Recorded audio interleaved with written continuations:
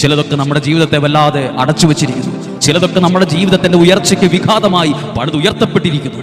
ശത്രു പലതും ചെയ്തത് നമ്മളെ വഴി അടയ്ക്കാനാണ്. ശത്രു പലതും ചെയ്തത് നീ അപ്പുറം കാണാതിരിക്കാനാണ്. ശത്രു പലതും ചെയ്തത് നീ ഇവിടെ കുടുങ്ങിക്കിടക്കണമെന്ന് വിചാരിച്ചാണ്. പക്ഷേ നിന്റെ ഇപ്പോഴത്തെ ഉള്ള വിശ്വാസത്തിലുള്ള പ്രാർത്ഥനയ്ക്ക്, ശത്രുവിന്റെ ശക്തിയേക്കാൾ വലിയ ബലമുള്ള നിന്റെ പ്രാർത്ഥനയ്ക്ക്, എതിർത്ത് നിൽക്കുന്നവരെക്കാൾ ശക്തിയുള്ള നിന്റെ പ്രാർത്ഥനയ്ക്ക് ഇതിനെ പൊടിയാക്കാമെന്ന് സത്യക്രിസ്ത്യാനികൾക്ക് പലർക്കും അറിയാത്തൊരു സത്യമാണിത്.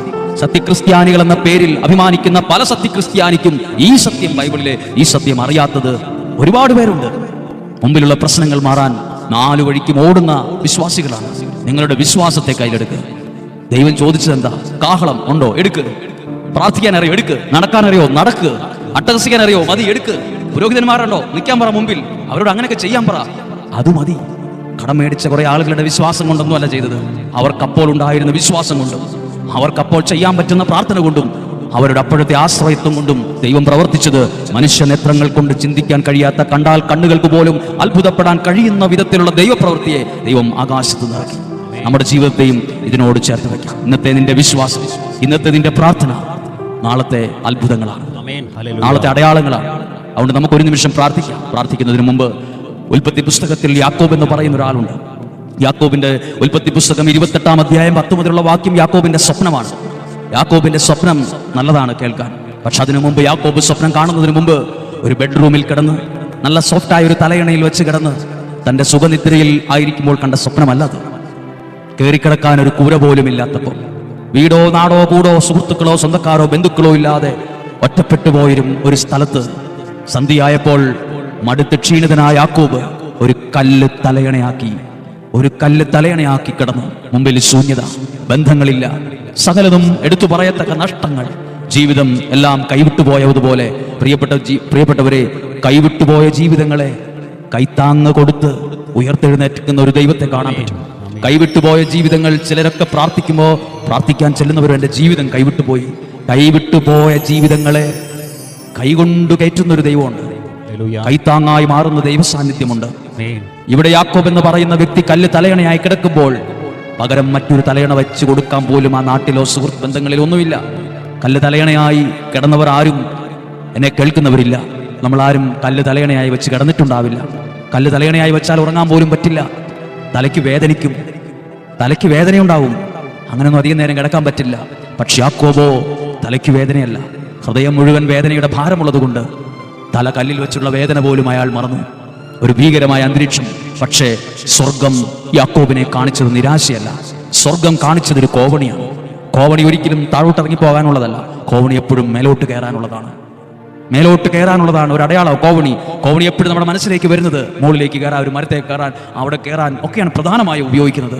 സ്വർഗം എല്ലാ വിഷമവും മനസ്സിൽ ഒതുക്കി കല്ല് തലയണയായി കിടന്നുറങ്ങുമ്പോൾ യാക്കോബിനെ ദൈവം കാണിച്ചത് മേൽപോട്ട് കയറുന്ന ദൈവത്തിന്റെ ദൂതന്മാർ, ആകാശം മുട്ട നിൽക്കുന്ന ഒരു കോവണി, അതിൽ ദൈവദൂതന്മാർ കയറുന്നു, ഇറങ്ങുന്നു. ഒരു സന്തോഷമുള്ള കാര്യം. അപ്പോൾ യാക്കോബിന് മനസ്സിലായി, ജീവിതത്തിൽ ദൈവം അനുവദിക്കുന്ന ഏതൊക്കെയോ ഉയർച്ചയുടെ പടികളുണ്ട്. സ്വർഗം എനിക്കായി ഒരുക്കുന്ന ചില അനുഗ്രഹങ്ങൾ, ദൂതന്മാരുടെ കയ്യിൽ കൊടുത്തുവിടുന്ന ചില അനുഭവങ്ങൾ യാക്കോബിന് അവിടെ വെച്ചുണ്ടായി. യാക്കോബ് എഴുന്നേറ്റ് ആ കല്ലിന്റെ മേൽ എണ്ണയൊഴിച്ച് എന്നിട്ട് പറഞ്ഞു, ഇത് ദൈവത്തിന്റെ ഭവനമാണ്. ഇത് ദൈവത്തിന്റെ ഭവനമല്ലാതെ മറ്റൊന്നുമല്ല. ഇത് ദൈവത്തിന്റെ സാന്നിധ്യമുള്ള സ്ഥലമാണ്. കല്ല് തലയണയായി കിടന്നുറങ്ങുന്നവർ ആരുമില്ലെങ്കിലും ആ കല്ലിന്റെ സ്ഥാനത്ത് സങ്കടമുള്ള അനേകം ഭാരങ്ങളുടെ മേൽ കിടന്നുറങ്ങുന്നവരുണ്ട്. നിരാശയുടെ മേൽ കിടന്നുറങ്ങുന്നവരുണ്ട്. ഒറ്റപ്പെടലിന്റെ മേൽ തലവെച്ച് കിടക്കുന്നവരുണ്ട്. ആത്മഹത്യ ചെയ്യണോ വേണ്ടയോ എന്ന് വിചാരിച്ച് അതിന്മേൽ തലയണ വെച്ച് കിടക്കുന്നവരുണ്ട്. ശൂന്യത മാത്രം മുമ്പിലുള്ളവർ ജീവിത പങ്കാളി ഓർത്തും, മക്കളെ ഓർത്തും, വീടിനെ ഓർത്തും, സ്വന്തം ആരോഗ്യത്തെ ഓർത്തും നാനാതരത്തിലുള്ള ദുഃഖങ്ങളെ കല്ലിന് പകരം തലയണയായി വെച്ച് ഉറങ്ങാതെ കിടക്കുന്നവരും മയങ്ങിക്കിടക്കുന്നവരും ഒക്കെയുണ്ട്. എന്നാൽ ഈ ദൈവവചനം കേൾക്കുന്ന നിങ്ങൾക്ക് ദൈവം ഒരു ദർശനം ദൈവവചനം കേൾക്കുന്ന സമയം ദൈവം ചില ദർശനങ്ങളെ കാണിക്കുന്ന സമയം കൂടിയാണ്. പ്രാർത്ഥിക്കുന്ന സമയം കണ്ണടച്ചിരിക്കുമ്പോൾ തോന്നലാണെന്ന് ചിന്തിക്കരുത്. ചില ദർശനങ്ങളെ, നിങ്ങൾ പോലും അത്ഭുതപ്പെടുന്ന ദർശനങ്ങളെ ദൈവം കാണിക്കും. പ്രാർത്ഥിക്കുന്ന നിങ്ങളുടെ കുടുംബത്തിൽ ചില ദർശനങ്ങൾ കാണാൻ പോകുന്നു. നിങ്ങളുടെ യുവാക്കൾ എല്ലാ വഴികളും അടഞ്ഞ്, ജോലിയില്ല, കല്യാണം നടക്കുന്നില്ല, ഒന്നിനു പുറകെ ഒന്നായി പ്രതിസന്ധികളാണ്. സ്വർഗം പ്രാർത്ഥിക്കുന്ന നിങ്ങളെ ദർശനങ്ങൾ കാണിക്കും. അത് കുഴിയിലേക്ക് ഇറങ്ങിപ്പോകുന്ന ഒരു കോവണിയായിട്ടല്ല, ആകാശത്തേക്ക് കയറിപ്പോകാൻ കൊള്ളാവുന്ന, ആകാശത്തേക്ക് കയറിപ്പോകാൻ പറ്റുക എന്ന് പറഞ്ഞാൽ എന്താണ്? ഒത്തിരി പേര് പറയാറില്ലേ, എനിക്ക് ഒരു രാജ്യത്തേക്ക് കയറിപ്പോകാൻ പറ്റിയായിരുന്നെങ്കിൽ, ഒരു ജോലിയിലേക്ക് കയറാൻ പറ്റിയിരുന്നെങ്കിൽ. പ്രിയപ്പെട്ടവരെ, സ്വർഗം അവനെ കാണിച്ചത് ആകാശമുട്ടയുള്ള ഒരു കോവണിയാണ്. അങ്ങനെ ഒരു കോവണി ലോകത്തിലുള്ള ഒരു മനുഷ്യനും ഉണ്ടാക്കാത്തൊരു കോവണിയാണ്. ആകാശത്തൂടെ പറന്നു പോകുന്ന വിമാനങ്ങൾ വരെയുണ്ട്. പക്ഷേ ആകാശത്തോളം എത്തി നിൽക്കുന്ന ഒരു കോവണി ആകാശത്ത് അതിന്റെ ഒരറ്റം ഉറപ്പിച്ചിരിക്കുന്ന ആകാശത്താണ്. മറ്റേ അറ്റം ഭൂമിയിലും. അതിന്റെ പൊക്കമോ നീളമോ ഒന്നും മനുഷ്യന്റെ ബുദ്ധിയിലോ ഒരു കണക്കധ്യാപകനോ പോലും വെറുതെ പോലും കണക്ക് കൂട്ടാൻ പറ്റാത്ത നീളത്തിലുള്ള ഒരു കോവണിയെ സ്വർഗം കാണിച്ചു. പക്ഷേ ഒരു പ്രത്യേകത, യാക്കോബ് അതിനറ്റം കണ്ടു. അതിലൂടെ ദൂതന്മാർ ഇറങ്ങുന്നു, കയറുന്നു. ദർശനത്തിന് ഒരുപാട് അർത്ഥമുണ്ട്. യാക്കോബേ, നിന്റെ ജീവിതം ഇതുപോലെ മാറും.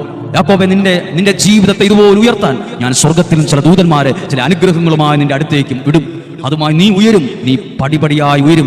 പിന്നീടുള്ള തുടർന്നുള്ള അധ്യായങ്ങൾ വായിച്ചു നോക്കുമ്പോൾ സത്യമാണ്, ആ ദർശനം വളരെ സത്യമാണെന്ന് മനസ്സിലാകും. ആ ദർശനത്തിൽ കണ്ടതുപോലെ യാക്കോബ് അനുഗ്രഹിക്കപ്പെടുന്നു. യാക്കോബിന്റെ സമ്പത്ത്, യാക്കോബിന്റെ വിവാഹം എന്നൊക്കെ പറഞ്ഞ് ഓരോ പടിപടിയായി ചില വിഷമങ്ങൾ ആ മേഖലകളിൽ സംഭവിച്ചെങ്കിലും യാക്കോബ് ദൈവവചനത്തിൽ അനുഗ്രഹിക്കപ്പെട്ടതായി കാണാൻ പറ്റും. പ്രിയപ്പെട്ടവരെ, ജീവിതത്തിൽ താളം തെറ്റിയവരും തകർന്നു പോയവരും കല്ല് തലയണയായി കിടക്കുന്നവരും മുമ്പിലെ ജെറീക്കോ പട്ടണത്തിന്റെ ചുറ്റുമതിൽ പോലെ ചില വിഷയങ്ങളെ കണ്ട്, ചില വിധിക്കുന്നവരെ കണ്ട്, ചില പരിഹസിക്കുന്നവരെ കണ്ട്, ചില താഴ്ത്തിക്കെട്ടുന്നവരെ കണ്ട്, കടബാധ്യത കണ്ട് ഒക്കെ ഇരിക്കുന്നവരെ ദൈവവചനത്തിലൂടെ വിശ്വസിക്കുന്ന നിങ്ങളൊരു ദർശനം കാണുകയാണ്. അതെന്നെ ഉയർത്തുന്ന ദർശനമാണ്. ഒറ്റയടിക്കല്ല, കോവണി പോലെ ദൈവം ഉയർത്തു. പടിപടിയായി. കോവണിക്കൊരു പ്രത്യേക പടികളുണ്ട്. 100 കണക്കിന് പടികളുള്ളതാണ്. 1000 ലക്ഷക്കണക്കിന് പടികളുള്ളതാണ്. യാക്കോബിനെ ദൈവം കാണിച്ച കോവണി. അതിലൂടെ കയറാൻ പറ്റും. അത് ചുമ്മാ ഒരു ഇമാജിനറി മാത്രമല്ല, അതൊരു യാഥാർത്ഥ്യം കൂടിയാണ്. ഓരോ പടിപടിയായി ദൈവം നിന്നെ കയറ്റും. ഓർക്കണം, അവനെ കല്ല് തലയണയായി കിടന്നുറങ്ങുമ്പോൾ സ്വർഗമിറക്കിയത് 100 കണക്കിന് ദൂതന്മാരെയാണ് കോവണിയിലൂടെ. ഇത് ദൈവത്തിന്റെ പ്രത്യേകതയാണ്. നീ എവിടെയാണോ ഒറ്റപ്പെട്ടത്, ഏത് രാജ്യമാകട്ടെ, ഏത് വീടാകട്ടെ, ഏത് ജോലി സ്ഥലമാകട്ടെ, ഏത് സ്ഥലമാകട്ടെ, നിന്നെ സഹായിക്കാൻ ആരുമില്ലാത്ത ഒറ്റപ്പെട്ട കല്ല് തലയണയായി വെച്ച രാത്രികൾ, കല്ല് തലയണയായി നിരാശയിൽ കിടന്നുറങ്ങുന്ന സമയങ്ങൾ, നിന്നെ സഹായിക്കാനോ നിന്നെ വാക്കിലൂടെയോ പ്രവൃത്തിയിലൂടെയോ സഹായിക്കാൻ ഒരു കുഞ്ഞു പോലും ഇല്ലാത്തപ്പോൾ ഒരു കാര്യം മറക്കരുത്. നിന്നെ സഹായിക്കാൻ സ്വർഗം ഇറക്കുന്നത് ഒരാളെയല്ല, നിന്നെ സഹായിക്കാൻ സ്വർഗം ഇറക്കുന്നത് 100 കണക്കിന് ദൂതന്മാർ. നിന്റെ കുടുംബം തകർന്നു പോകാതിരിക്കാൻ, നിന്റെ ജീവിതം നശിച്ചു പോകാതിരിക്കാൻ, നീ ആത്മഹത്യ ചെയ്യാതിരിക്കാൻ, നിന്റെ ആത്മാവ് നശിച്ചു പോകാതിരിക്കാൻ സ്വർഗം ഇറക്കുന്ന ഒരു ദൂതനെ ഇറക്കിയാൽ മതി. പക്ഷെ യാക്കോബിനെ സഹായിക്കാൻ ഒരു ദൂതൻ മതി. 2 പേര് മതി. അപ്പുറം ഇപ്പുറം നിൽക്കാൻ. ദൈവം ഇറക്കിയത് 2 പേരല്ല, ദൂതന്മാർ സ്വർഗത്തിൽ നിന്ന് ഇറങ്ങുന്നതും കയറുന്നതും ഞാൻ കണ്ടു. ഞാൻ യാക്കോബ് കണ്ട, അത് എഴുതിയിരിക്കുന്ന 12-ാമത്തെ വാക്യം അങ്ങനെയാ. ഭൂമിയിൽ ഉറപ്പിച്ചിരിക്കുന്ന ഒരു കോവണി, അതിന്റെ അറ്റം ആകാശത്ത് മുട്ടി. ദൈവദൂതന്മാർ അതിലൂടെ കയറുന്നു, ഇറങ്ങുകയും ചെയ്തുകൊണ്ടിരിക്കുന്നു. നോക്കുക, 100 കണക്കിന് ദൂതന്മാർ ഇറങ്ങുക. ഒരു മനുഷ്യനെ സഹായിക്കാൻ, ഒരാളെ സഹായിക്കാൻ. ദൈവത്തിന് ഇത്രയും കരുതലുണ്ടോ? ദൈവത്തിന് ഇത്രയും പരിഗണനയുണ്ടോ മനുഷ്യനോട്? ദൈവത്തിന് ഇത്രയും സ്നേഹമുണ്ടോ? ഈ ഉൽപ്പത്തി പുസ്തകം 28-ാം അധ്യായം 10-ാം വാക്യം നമുക്ക് പറയാതിരിക്കാൻ പറ്റില്ല. ദൈവത്തിന് ഇത്രയും സ്നേഹമുണ്ട്, ദൈവത്തിന് ഇത്രയും കരുതലുണ്ട്. നിങ്ങളുടെ പ്രിയപ്പെട്ട ഒരാൾക്ക് ഒരാവശ്യം വന്നാൽ നിങ്ങൾ 1-2 പേരെ വണ്ടി പിടിച്ചു പോകുള്ളൂ, 19 പേരൊന്നും പോവുകയല്ല. നിങ്ങൾ പോലും കാണിക്കാത്ത സ്നേഹമാണ് ദൈവം ഒരാളോട് കാണിക്കുന്നത് എന്ന് ഓർത്തിരിക്കുക. നിങ്ങൾക്ക് നിങ്ങളുടെ കുടുംബത്തിൽ ആവശ്യം വന്നാൽ നിങ്ങൾ പറയില്ലേ, 1-2 പേര് പോയാൽ മതി, പുള്ളി അത്ര വലിയ അത്യാവശ്യമായിട്ട് കിടക്കുമൊന്നുമല്ല. ചില വിഷമമൊക്കെ ഉണ്ട്, നിങ്ങൾ 1-2 പേര് പോയി ഒരു 10,000 രൂപ കൊടുക്കും, അല്ലെ ഒന്ന് അവിടെ ചെയ്യേ. 1-2 പേര് എല്ലാവരും കൂടെ എന്തിനാ പോകുന്നതെന്ന് ചോദിക്കും. ഇവിടെ 1-2 പേരല്ല, 100 കണക്കിന് ദൂതന്മാർ. യാക്കോബ് എന്ന ഒരാളെ സഹായിക്കാൻ ദൂതന്മാർ. നിങ്ങളെന്ന ഒരാളെ സഹായിക്കാൻ, നിങ്ങളെന്ന ഒരു കുടുംബത്തെ സഹായിക്കാൻ, നിങ്ങളെന്ന ഒരു വ്യക്തിയെ സഹായിക്കാൻ ദൈവം കണക്ക് നോക്കി 2 പേര് പോയാൽ മതി, ഒരാളവിടെ നിന്നാൽ മതി എന്നല്ല. ദൂതന്മാരെ ഇറക്കി. സ്വർഗമിറക്കി എന്ന് പറഞ്ഞു. നാട്ടുകാരിറക്കിയതല്ല, സ്വർഗമായി ഇറക്കിയത്. അപ്പോൾ ദൈവം അറിഞ്ഞു, ഈ യാക്കോബ് കല്ല് തലയണയാക്കി, തലയ്ക്കും വേദന, മനസ്സിനും വേദന, ശരീരത്തും വേദനയായി ഒരു കൂര പോലും ഇല്ലാത്തൊരു സ്ഥലത്ത് കിടന്നുറങ്ങുന്നത് സ്വർഗത്തിലെ ദൈവം കണ്ടിട്ടാണല്ലോ ആ ദർശനം പോലും കാണിച്ചത്. അതവൻ്റെ മനസ്സിനെ കോവണി പോലെ ഉയർത്തി, അവൻ്റെ ജീവിതത്തെയും ദൈവം അതുപോലെ ഉയർത്തി. സ്വർഗം ഉയർത്തുന്ന ദർശനങ്ങൾ നിങ്ങൾ കാണട്ടെ. ദൈവം ഉയർത്തുന്ന ദർശനങ്ങൾ യുവാക്കൾ കാണട്ടെ. ദൈവം ഉയർത്തുന്ന ദർശനങ്ങൾ കൊണ്ട് നിങ്ങളുടെ ജീവിതം മാറട്ടെ. ദർശനങ്ങൾ എല്ലാം തോന്നലുകളല്ല, ദർശനങ്ങൾ യാഥാർത്ഥ്യങ്ങളുടെ മുന്നോടിയാണ്. ചില യാഥാർത്ഥ്യങ്ങൾ ജീവിതത്തിൽ വരാനുണ്ട്, ചില ഉയർച്ച വരാനുണ്ട്, ചില നന്മകൾ വരാനുണ്ട്. അതിനുമുമ്പ് ദൈവവചനത്തിൽ പ്രാർത്ഥനയിൽ ഇരിക്കുന്ന നിങ്ങളെ സ്വർഗം കാണിക്കുന്ന ദർശനം അത് വെറും സാധാരണ കടലാസ് കീറി കളയുന്നത് പോലെ കളയരുത്. ദർശനങ്ങൾ യാഥാർത്ഥ്യങ്ങളാകുന്ന സമയം വരും. ദർശനങ്ങളെ യാഥാർത്ഥ്യമാക്കുന്നത് ദൈവമാണ്. ദർശനങ്ങളെ, സ്വപ്നങ്ങളെ യാഥാർത്ഥ്യമാക്കുന്ന ദൈവമുണ്ട്. അതാ ബൈബിൾ അങ്ങനെ, വിശുദ്ധ ഗ്രന്ഥം അങ്ങനെ പഠിപ്പിക്കുന്നു. നമുക്ക് ഒരുമിച്ച് പ്രാർത്ഥിക്കാം, ഒരുമിച്ച് ദൈവത്തെ ആരാധിക്കാം. ഈ വചനത്തിലൂടെ നമ്മുടെ ജീവിതത്തെ മുഴുവൻ കൊടുക്കാം. ഒരിക്കൽ കൂടി ആ മനുഷ്യൻ പറഞ്ഞ വാക്ക്, എൻ്റെ ഈ പ്രശ്നത്തെ ഞാൻ എങ്ങനെ പരിഹരിക്കും ദൈവമേ? അങ്ങനെ പ്രാർത്ഥിക്കുന്ന നിങ്ങളും വലിയൊരു ദർശനം കാണും. നിങ്ങളും കല്ല് തലയണയായ യാക്കോബിനെ പോലെ ലോകത്തിൻ്റെ ഏതൊക്കെയോ കോണിൽ ഏതൊക്കെയോ സ്ഥലങ്ങളിൽ ഇരിക്കുവാണ്. കല്ല് തലയണയായാലും ആ കല്ലിൻ്റെ സ്ഥാനത്ത് ആ യാക്കോബ് കിടന്ന കല്ലില്ലേ, ആ കല്ലിൽ യാക്കോബ് എണ്ണയൊഴിച്ച് എന്നിട്ട് പറഞ്ഞു, ഇത് ദൈവത്തിൻ്റെ ഭവനമാ എന്ന് പറഞ്ഞൊരു പേരൊക്കെ ഇട്ടിട്ടാണ് ആ കല്ല് നാട്ടിവെച്ചവിടെ. നിങ്ങൾ ഇന്ന് നിങ്ങളെ വേദനിപ്പിക്കുന്ന വിഷമങ്ങളില്ലേ, നിങ്ങളെ അസ്വസ്ഥപ്പെടുത്തുന്ന ആ കല്ലില്ലേ, അത് ദൈവസാന്നിധ്യം, നിങ്ങളെ മറക്കാനാവാത്ത ദൈവസാന്നിധ്യത്തിൻ്റെ ഒരു വലിയ അനുഭവത്തിലേക്ക് വരെ എത്തിക്കാൻ കഴിവുള്ളതാണ്. സാധാരണ കല്ലല്ലത്, സാധാരണ കല്ലാണ്. പക്ഷേ ആ കല്ലിൻ്റെ സ്ഥാനത്ത് പല വിഷമങ്ങളാണ്, നമുക്ക് പല വേദനയാണ്. വിഷമിക്കേണ്ട, അത് ഒരു വലിയൊരു അനുഗ്രഹത്തിൻ്റെ അടയാളമായി മാറും. ദൈവം അനുഗ്രഹിക്കുമ്പോൾ ഒപ്പും സീലും വെച്ച് അതിനെ ഉറപ്പിക്കും. ഒപ്പും സീലും ചുമ്മാതെ വെക്കില്ല, വായിച്ചു നോക്കിയിട്ട് വേണ്ടതിനെ ഒപ്പ്, ഇതൊക്കെ വിലയുള്ളതാണ്. ദൈവം നിങ്ങളുടെ പ്രാർത്ഥന കേട്ടിട്ട് സ്വർഗം നൽകുന്നൊരു ഒപ്പും സ്വർഗം നൽകുന്നൊരു സീലും നിങ്ങളുടെ ജീവിതത്തിനും നിങ്ങളുടെ നിയോഗത്തിൻ്റെ മേലും നിങ്ങളുടെ ഭവനത്തിൻ്റെ മേലും മക്കളുടെ മേലും സ്വർഗത്തിലെ ദൈവം നൽകുന്ന ഒരു ഒപ്പും ഒരു സീലും ഉണ്ടാകട്ടെ. അങ്ങനെയൊക്കെയുള്ള അനുഗ്രഹങ്ങൾക്ക് സാക്ഷ്യം വഹിക്കാൻ പരിശുദ്ധാത്മാവ് നിങ്ങളെ ഒരുക്കട്ടെ. ദൈവവചനത്തിലൂടെ യാത്ര ചെയ്യുമായിരുന്നു ഇത്രയും നേരം. ദൈവവചനമാണ് നിങ്ങൾ കേട്ടത്, ദൈവവചനമാണ് നിങ്ങൾ അനുഭവിച്ചത്. മനുഷ്യരുടെ വാക്കായിട്ടല്ല, ദൈവത്തിൻ്റെ വചനമായിട്ട്. ആ ദൈവം നിങ്ങളെ സഹായിക്കത്തില്ല, സഹായിക്കാതിരിക്കില്ല. ആ ദൈവം നിങ്ങളെ അനുഗ്രഹിക്കാതിരിക്കില്ല. ആ ദൈവം നിങ്ങളെ ഓർക്കാതിരിക്കില്ല. നിങ്ങളെന്നൊരാളെ സഹായിക്കാൻ സ്വർഗത്തിൽ നിന്ന് ഒരു ദൂതനല്ല. ഓർക്കണം, പഴയ നിയമത്തിൽ പലരും സങ്കടപ്പെട്ടപ്പോൾ ഒരു ദൂതനെയൊക്കെ അയച്ചതായിട്ട് കാണുന്നുണ്ട്.